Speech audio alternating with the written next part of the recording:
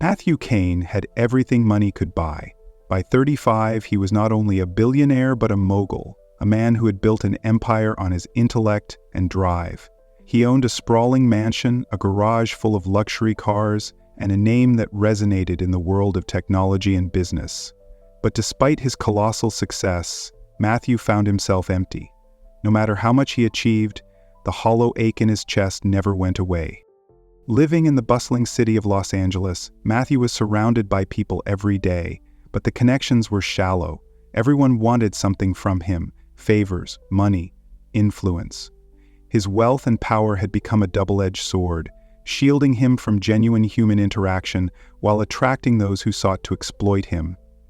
Over the years, he grew skeptical, suspicious, and cautious of everyone around him. The betrayals and deceit from people he had once trusted had hardened his heart. Late one evening, as he sat in his grand but empty home, Matthew reflected on his life. The quiet moments were the hardest. They brought with them a longing for something real, something pure. He wondered if genuine kindness even existed anymore, or if the world had been entirely consumed by greed. He had reached a breaking point. He needed to know if anyone out there could see him as more than a bank account. That night, dressed in casual clothes that concealed his status, Matthew ventured to a diner on the outskirts of the city. The place was nothing like the luxurious restaurants he frequented. Its worn vinyl booths, chipped tables, and flickering neon signs seemed unremarkable. Yet the simplicity of the place appealed to him. It reminded him of the days before his empire, when life was less complicated. The moment he walked in, his eyes landed on a young waitress named Lily. Her name tag rested on a simple apron, and her bright smile carried an authenticity he hadn't seen in years. She welcomed him as though he were just another ordinary customer. There was no trace of recognition or the exaggerated politeness he was used to from those who knew his name. She treated him like a person. Intrigued by her warmth, Matthew settled into a booth and watched as she moved effortlessly between tables, greeting each patron with the same genuine kindness. It was rare, almost suspiciously so. He wondered if her demeanor was an act. Was she hoping for a generous tip? Or could someone truly be this kind? As his curiosity grew, Matthew decided to test her. When his meal ended, he deliberately left his wallet on the table and excused himself to the restroom. From a distance, he observed Lily as she noticed the wallet. Her brow furrowed slightly as she picked it up. For a moment, he thought she might pocket it, but instead she placed it behind the counter for safekeeping. When he returned, she approached him with the wallet in hand and a small, kind smile. "You left this behind," she said, her voice steady and sincere. "I wanted to make sure you got it back." Matthew thanked her, his heart heavy with conflicting emotions. He felt relieved, impressed, but also confused. Her honesty was refreshing, but it didn't align with the world he knew. Could it truly be that simple? He decided the test wasn't over yet. In the following days, Matthew returned to the diner multiple times. He left cash under plates, a watch on the table, and even a check folded in a napkin. Each time, Lily returned the items without hesitation, her integrity unshaken. She never asked for more than what she earned, and her demeanor never changed. One evening, Matthew struck up a conversation with her. He learned that Lily was putting herself through school while working double shifts to support her sick mother. Despite her struggles, she never complained. Instead, she spoke with optimism and grace, her resilience shining through. Matthew couldn't help but admire her strength. But he wasn't satisfied. He wanted to push her further, to see if her kindness would waver under pressure. It wasn't just curiosity anymore. It was personal. If Lily could be genuine, then maybe he had been wrong about the world. But if she faltered, it would only confirm what he had believed all along. Matthew's next move was bold. One late evening, he arrived at the diner with a fabricated story. His usual casual attire was replaced with clothes that appeared worn and slightly tattered. His hair was tousled, and he deliberately smeared some dirt on his face to complete the look. He wanted to see how Lily would treat someone who appeared to have nothing. When she came to his table, her smile was just as warm as before. "What can I get you tonight?" she asked, her voice unwavering in kindness. Matthew hesitated, pretending to be embarrassed. I don't have much money, he mumbled, avoiding her gaze. But I could really use a hot meal. Lily's expression softened. Don't worry about it, she said gently. I'll take care of it. She walked away before he could protest, leaving him stunned. A few minutes later, she returned with a steaming bowl of soup and a plate of bread. Eat up, she said with a wink. Everyone deserves a warm meal. As he ate, Matthew couldn't help but feel a pang of guilt. Her generosity was genuine, and he knew he was deceiving her. But he pushed the feeling aside. He needed to know if there was a breaking point, a moment when her kindness would run dry. In the following weeks, he continued his visits, each time weaving a new layer into his fabricated persona. He told her about losing his job, struggling to find work and sleeping in his car. Each time, Lily listened with empathy, never judging or questioning his story. She offered him meals, small words of encouragement, and even a few dollars from her own pocket when she thought he needed it. Matthew's heart ached as he watched her selflessness. He hadn't expected this. The more time he spent with her, the more he realized how wrong he had been about the world. But he also knew he couldn't keep up the lie forever. She deserved the truth. One evening, as the diner began to empty out, Matthew asked Lily if she had a moment to talk. She nodded and slid into the booth across from him, her expression curious. "There's something I need to tell you," he began, his voice heavy with emotion. "I haven't been honest with you." Lily tilted her head, waiting patiently. "I'm not who you think I am," he continued. "I'm not struggling or homeless. In fact, He paused, the words catching in his throat. "I'm one of the wealthiest men in the city." Her eyes widened slightly, but she didn't interrupt. "I've been coming here because I wanted to see if there was still kindness in the world. I've been so disillusioned by the people around me, by the greed and deceit I've experienced. But you've shown me something I didn't think existed anymore." Lily sat in silence for a moment, processing his words. Finally, she smiled, though it was tinged with sadness. "You didn't need to test me to see that," she said softly. "Kindness isn't about proving something to someone else. It's about being true to yourself, no matter what." Her words hit him like a bolt of lightning. She was right. He had been so consumed by his doubts and fears that he had forgotten what it meant to simply trust in the goodness of others. "I'm sorry," he said, his voice barely above a whisper. "I didn't mean to deceive you. I didn't know how else to live again," she said. Lily reached across the table and placed a hand on his. "We all have our battles, Matthew, but the world isn't as dark as it seems. You just have to be willing to look for the light." That night, Matthew left the diner with a renewed sense of purpose. For the first time in years, he felt a glimmer of hope. He realized that his wealth and power didn't define him, his actions did. Inspired by Lily's example, he decided to use his resources to make a difference. Over the next few months, Matthew began to shift his focus from accumulating wealth to giving back. He started a foundation to support underprivileged communities, funding education programs, healthcare initiatives, and small businesses. He also continued to visit the diner, not to test Lily, but to learn from her. Lily became a trusted friend and confidant, someone who kept him grounded amidst the chaos of his life. Her unwavering kindness and resilience reminded him of the person he wanted to be, and while their relationship remained platonic, the bond they shared was deeper than any he had known before. One day, as they sat together in the diner, Lily asked him a question that had been on her mind. "Do you regret it? The tests, the lies?" Matthew shook his head. "I regret doubting you, but I don't regret the journey. You've taught me more about life than all my years of success ever could." She smiled, her eyes shining with warmth. "Well, if you've learned something, then maybe it was worth it." As the years passed, Matthew's foundation grew, touching countless lives. And though he never forgot his empire or the wealth he had built, it no longer defined him. He had found something far more valuable, a sense of purpose and a belief in the goodness of humanity. In the end, it wasn't his billions or his empire that mattered. It was the simple acts of kindness, the genuine connections, and the lessons he had learned from a young waitress named Lily. She had shown him the light he had been searching for all along, and for that, he would be forever grateful. Over the next several months, Matthew's transformation deepened, both in his personal life and in the way he viewed the world. His newfound friendship with Lily had sparked a curiosity in him that he hadn't felt in years, a curiosity about life outside his bubble of wealth and influence. He started seeking out experiences that connected him to the very people his businesses and foundation were designed to help. One morning, Matthew woke up with an idea that wouldn't let him go.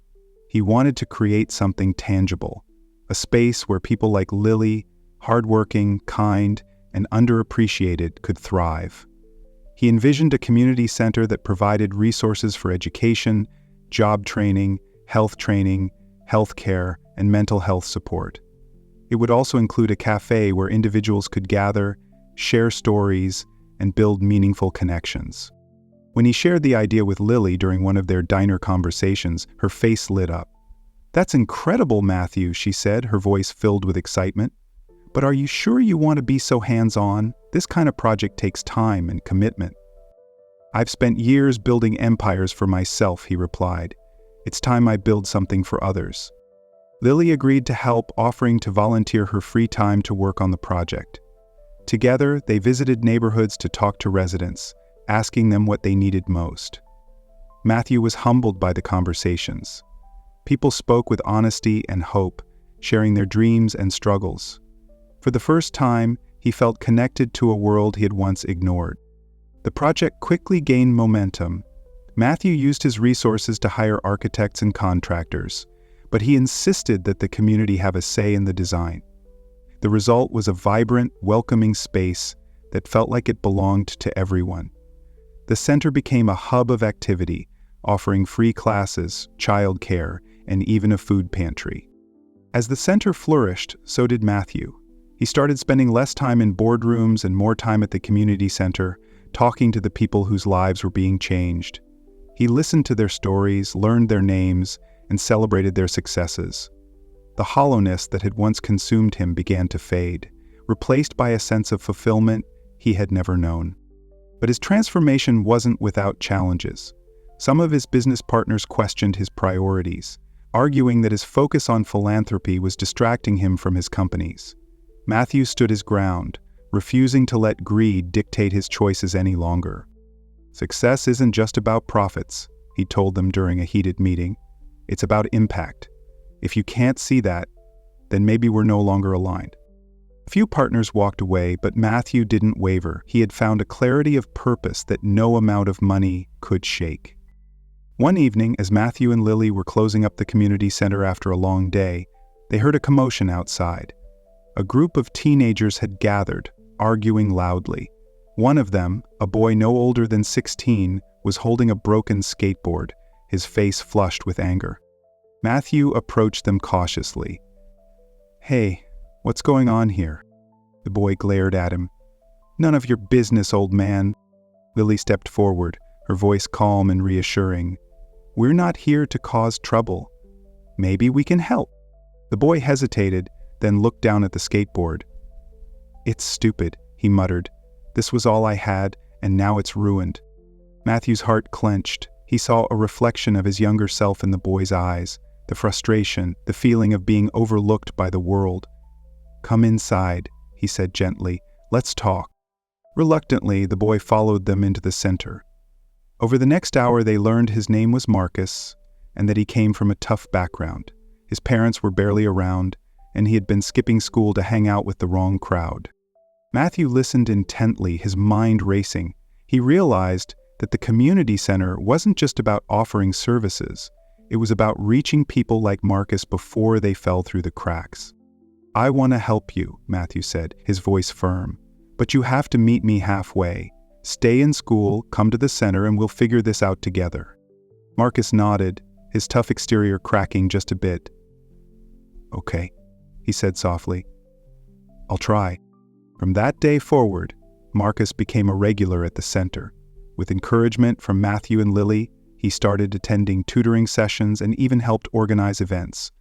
Watching the boy's transformation was one of the most rewarding experiences of Matthew's life. Word about the community center spread, and soon it was being hailed as a model for social impact. Journalists wanted interviews, and local leaders praised Matthew for his efforts. But he remained humble, redirecting the attention to the people who made the center what it was. "It's not about me," he told a reporter during an interview. "It's about the people who walk through these doors every day, looking for a chance to better their lives. They're the real heroes." Lily watched from the sidelines, her heart swelling with pride. "You've come a long way, Matthew," she said later that evening. "I hope you see that." He smiled, his eyes filled with gratitude. "I couldn't have done it without you, Lily. You reminded me what it means to care." As the community center continued to thrive, Matthew found himself dreaming of new ways to give back. He started working on a mentorship program for young entrepreneurs, hoping to pass on the lessons he had learned, both in business and in life. But his journey wasn't just about helping others. It was also about healing himself. For the first time, he allowed himself to open up to people, to trust, and to love. He reconnected with old friends and even started dating again, though he kept those details private. One evening, as he and Lily sat on a bench outside the diner, he turned to her and said, "You know, for the longest time I thought I was broken, that no amount of success could fix me. But you showed me that it wasn't about fixing, it was about growing." Lily smiled, her eyes sparkling. "You've always had it in you, Matthew. You just needed a little nudge." They sat in comfortable silence, watching the city lights flicker in the distance. For Matthew, the moment was perfect, not because of its grandeur, but because of its simplicity. He had finally found what he had been searching for all along, a sense of belonging, a purpose, and a heart full of gratitude. Years later, Matthew stood in front of a crowd at the grand opening of a new community center, one of many his foundation had built across the country. Lily stood beside him, her smile as bright as ever. As he spoke about the importance of kindness and connection, he felt a deep sense of pride, not in himself, but in the collective effort that had made everything possible. When the ceremony ended, a young girl approached him, her eyes wide with admiration. "Mr. Kane," she said shyly, "I want to be like you when I grow up." Matthew knelt down to her level, his voice gentle. "Then be kind, work hard, and never stop believing in yourself. The rest will follow." As he watched her run off to join her friends, Matthew felt a sense of peace he had never known. His journey had come full circle, and though the road had been long and winding, he wouldn't have changed a thing. He had found the light he had been searching for, and in doing so, he had helped others find theirs. Matthew's life continued to evolve in unexpected ways, branching into corners of the world he never thought he'd explore. The community center had become a cornerstone of hope in the neighborhood, but Matthew wasn't satisfied with stopping there. His transformation had lit a fire inside him, pushing him to dream even bigger. One crisp morning, as Matthew sat at the community center's cafe sipping his coffee, he noticed Lily entering with a folder tucked under her arm. She had that determined look on her face, the one that meant she was about to present an idea that would undoubtedly challenge him. "I've been thinking," Lily said, sliding into the chair across from him. "We've done amazing work here, but this is just one community. There are so many others out there that could benefit from what we've built." Matthew set down his coffee, intrigued. "Go on." "What if we take this model nationwide?" Lily continued, her eyes sparkling with excitement. "We could partner with other philanthropists, local governments, and organizations to replicate this in cities and towns across the country. We already have a blueprint, Matthew. Why stop here?" He leaned back, considering her words. The idea was bold, ambitious, and exactly the kind of challenge he thrived on. "It's a massive undertaking," he said slowly. "But you're right. The impact could be incredible." Lily grinned. "I knew you'd say that. I've already started drafting a proposal." Over the next few weeks, they worked tirelessly to refine the plan. Matthew leveraged his connections to secure meetings with influential leaders, while Lily focused on creating a detailed presentation. Together, they pitched the idea to potential partners, emphasizing the importance of community-driven initiatives. The response was overwhelmingly positive. People were inspired by the success of the original center and wanted to be part of something that could change lives on a larger scale. Within months, they had secured funding to launch the first wave of new centers in 5 cities. As the expansion project got underway, Matthew found himself traveling more than ever. He visited communities across the country, listening to their unique challenges and adapting the center's model to fit their needs. Each visit deepened his understanding of the struggles people faced and reinforced his commitment to making a difference. In Detroit, he met a single father who had been laid off from his factory job and was struggling to provide for his 2 young children. The man's resilience reminded Matthew of his own father, who had worked tirelessly to support their family when he was a boy. Matthew made it a priority to include job training programs at the new centers, giving people like that father a chance to rebuild their lives. In New Orleans, he encountered a group of teenagers who had lost friends to gang violence. They spoke candidly about their fears and frustrations, and Matthew realized the importance of creating safe spaces for young people to express themselves. The centers in high-crime areas were redesigned to include youth mentorship programs and creative outlets like art and music studios. Each city brought its own challenges and triumphs, and Matthew immersed himself in the work. But as fulfilling as the project was, it also took a toll on him. The constant travel and long hours left little time for self-care or personal relationships. He often found himself missing the simplicity of his evenings at the diner with Lily. One evening, during a rare break in his schedule, Matthew returned to the original community center. It was late, and the building was quiet except for the soft hum of a vacuum cleaner. He found Lily in the cafe, organizing paperwork. "You're still here?" he asked, leaning against the doorframe. "Yes." She looked up and smiled. "I could say the same to you." They shared a laugh, and Matthew felt a sense of ease wash over him. This place, this person, always had a way of grounding him. As they talked, their conversation drifted to more personal topics. Lily opened up about her dreams of one day starting her own nonprofit, and Matthew found himself sharing stories from his childhood that he hadn't thought about in years. "You've changed so much," Lily said softly, studying him. "When we first met, I never would have guessed you had this in you." Matthew chuckled. "Neither would I, but I owe a lot of it to you." Ah! Their eyes met, and for a moment, the air between them shifted. There was something unspoken, a connection that had been growing stronger with each passing day. But before either of them could act on it, Lily cleared her throat and looked away.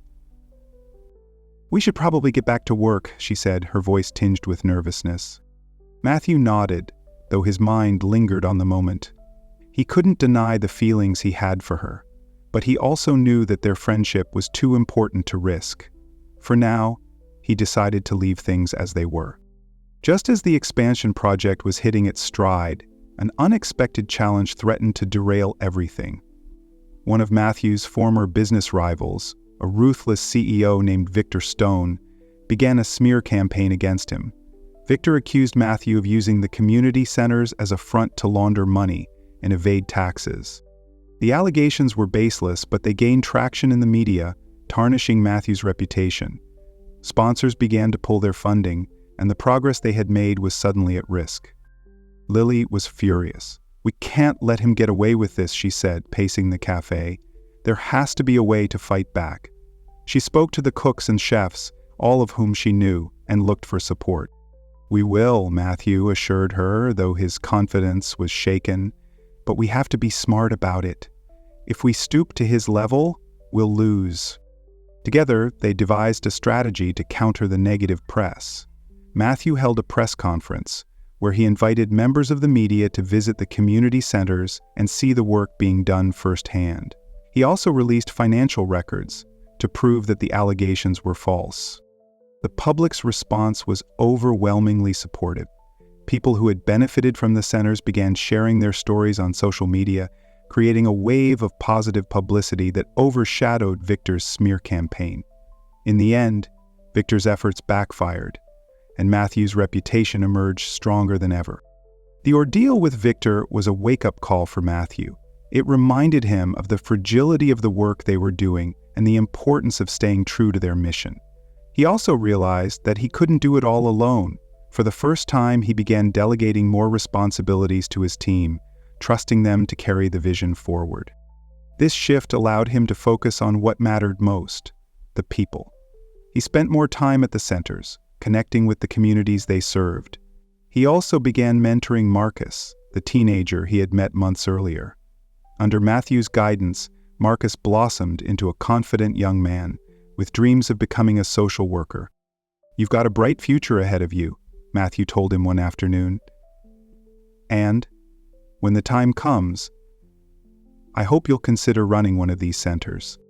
Marcus beamed. "I'd be honored, Mr. Kane." One evening, as Matthew and Lily walked through the park near the original community center, he found himself reflecting on everything they had accomplished together. The expansion project was thriving, and the centers had become a beacon of hope for countless people. But there was one thing he still hadn't addressed. "Lily," he began, stopping under a street lamp, "there's something I've been meaning to say." She turned to him, her expression curious. "These last few years have been the most fulfilling of my life," he continued. "And a big part of that is because of you. You've been my partner, my friend, and the person who's reminded me of what really matters. And as for being well," Lily's eyes softened. "Matthew, I know we've always kept things professional, but I can't ignore how I feel any longer," he said, his voice steady. "I care about you, Lily, more than I've ever cared about anyone." For a moment she was silent, her emotions flickering across her face. Then she smiled. "I care about you too, Matthew, and I think I've been waiting for you to say that." Relief and joy flooded through him. "So, what do you say? Are you willing to take a chance on us?" She nodded, her smile widening. "I'd like that very much." Their relationship blossomed, adding a new layer of joy to Matthew's life. They continued to work together, supporting each other through the highs and lows of their mission. As a couple, they became even more of a force for good, inspiring others to believe in the power of kindness and connection. Years later, as Matthew stood on the stage at an event celebrating the 100th Community Center, he looked out at the crowd and saw Lily in the front row, her eyes filled with pride. In that moment, he realized that his journey wasn't just about finding purpose. It was about building a life filled with love, meaning, and hope. He had started with a hollow ache in his chest, a longing for something real. Now, he had everything he had ever wanted, and more. And it all began with a simple act of kindness from a waitress named Lily. As the years rolled on, Matthew Kane's legacy continued to grow, not just in the centers he had built or the lives he had touched, but in the way he had chosen to live his life. Each day brought new opportunities and challenges, yet through it all he remained steadfast in his commitment to making a difference. Still, there were moments when he couldn't help but reflect on the path that had led him here. One such moment came late one evening as he sat alone in the cafe of the original community center.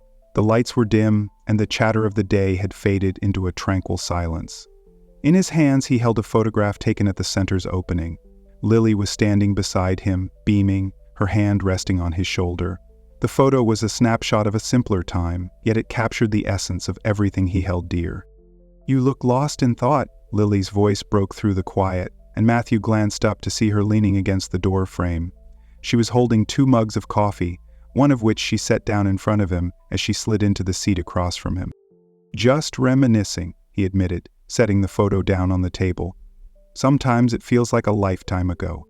Lily smiled, her eyes warm. "It's funny, isn't it? How one decision, one moment, can change everything." As Perry read her letter, she thought, how purely gentle. Matthew nodded, taking a sip of his coffee. "If someone had told me years ago that walking into a diner would lead to all this, I wouldn't have believed them." She reached across the table, her fingers brushing against his. "Sometimes, the smallest steps lead to the biggest changes."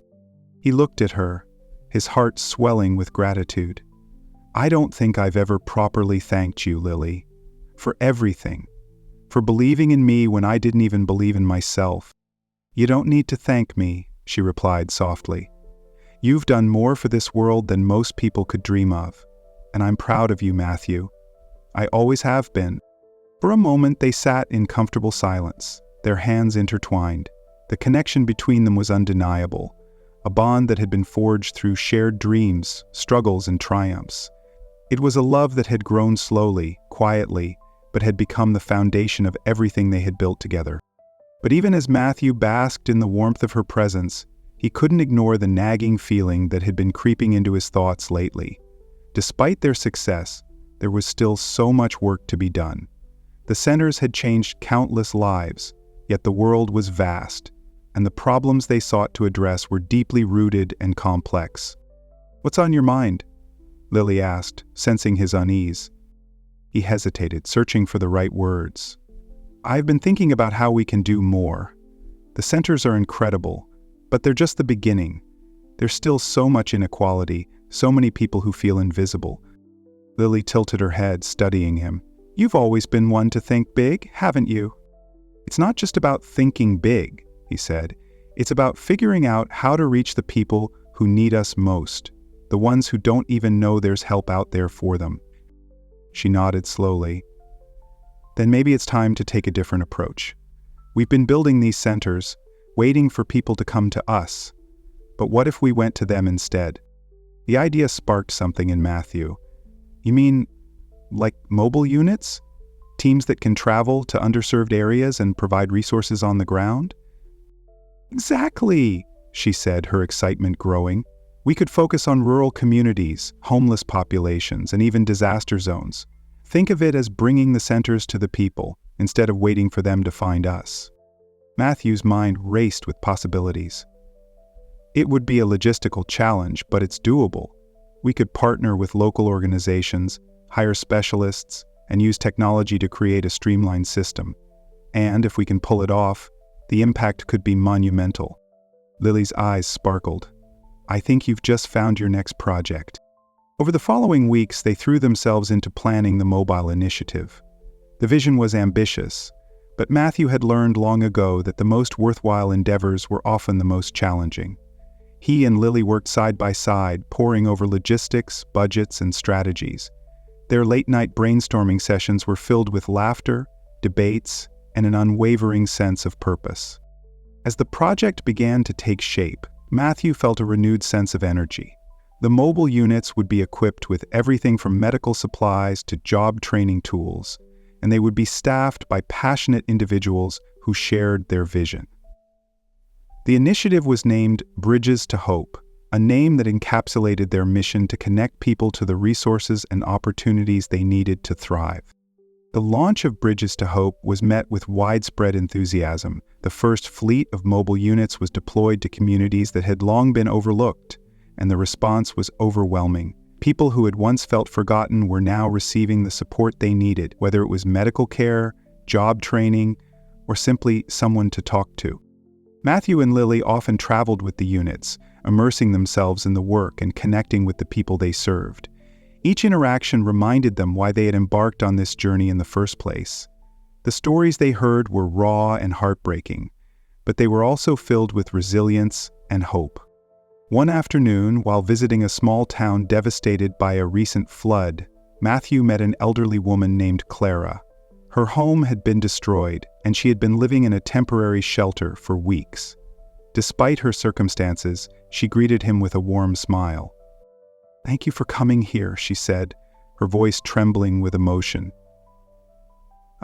I didn't think anyone cared about us." Matthew crouched down beside her, his heart heavy.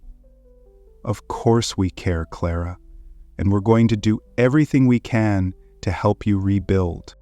She reached out and took his hand, her grip surprisingly strong. "You're a good man, Mr. Kane. Don't ever forget that." Her words stayed with him long after they left the town. They were a reminder of the impact one person could have, and they strengthened his resolve to keep pushing forward. Now, stop running. As Bridges to Hope continued to expand, Matthew and Lily became closer than ever. Their partnership, both personal and professional, was a source of strength and inspiration for them both. They celebrated each milestone together, from the 50th mobile unit deployment to the day they reached their 1 millionth recipient of aid. But even in the midst of their success, they never lost sight of the simple moments that had brought them together. They still made time for late-night coffee at the original community center, where they would reflect on their journey and dream about the future. One evening, as they sat in their usual spot, Lily turned to Matthew with a thoughtful expression. "Do you ever think about what's next, not just for the centers or bridges to hope, but for us?" He looked at her, his heart swelling with love. "I think about it all the time," he admitted. "And I know one thing for sure. Whatever the future holds, I want you by my side." She smiled, her eyes shining. "Good, because I'm not going anywhere." As they sat together, surrounded by the quiet hum of the cafe, Matthew felt a profound sense of gratitude. His journey had been filled with twists and turns, but it had led him to this moment, a life filled with purpose, love, and the knowledge that he was making a difference. And in that moment, he realized that the ache in his chest, the one that had haunted him for so long, was finally gone. It had been replaced by something far more powerful, a heart full of hope. Love this story? There's more waiting for you. Just click the next video on screen. And don't forget to subscribe for all our upcoming, thrilling and inspiring content.